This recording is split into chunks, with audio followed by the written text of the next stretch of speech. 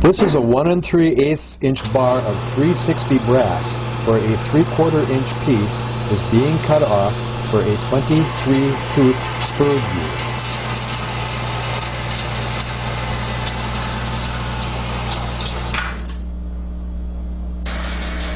A 31/64 drill is making an undersized hole for this 1/2 inch reamer to make a more perfect hole.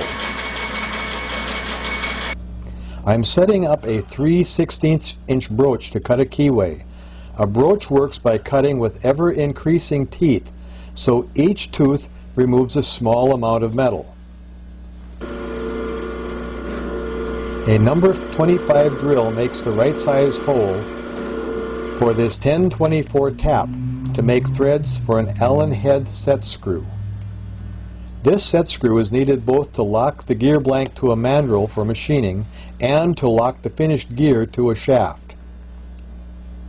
The gear diameter is determined by adding the number of teeth plus 2 and divided by the diametrical pitch. Notice the gear blank is mounted on a mandrel and held between centers on the lathe.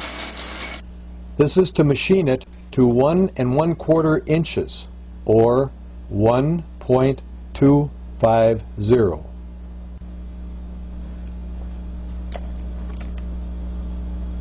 The teeth are cut 0.108 inches deep, determined by dividing 2.157 by the diametrical pitch. A dial indicator is used to set the depth.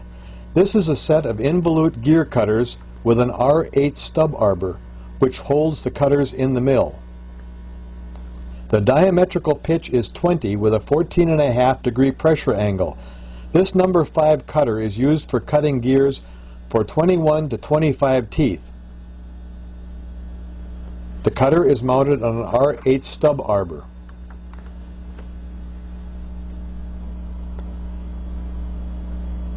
At the mill, a first cut is made.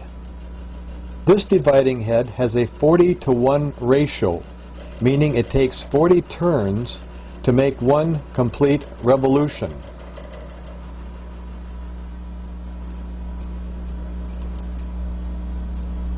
A dividing head is set up by dividing the number of teeth into 40. As the graphic shows, each tooth needs one complete turn of 23 holes plus an additional 17 holes. It's a matter of making one complete turn plus 17 holes as regulated by the placement of the sector arms. The sector arms are then advanced for the next cut, and the next cut is made.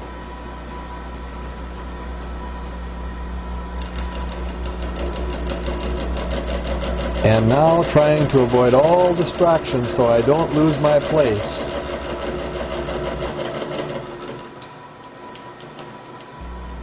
let's make a gear.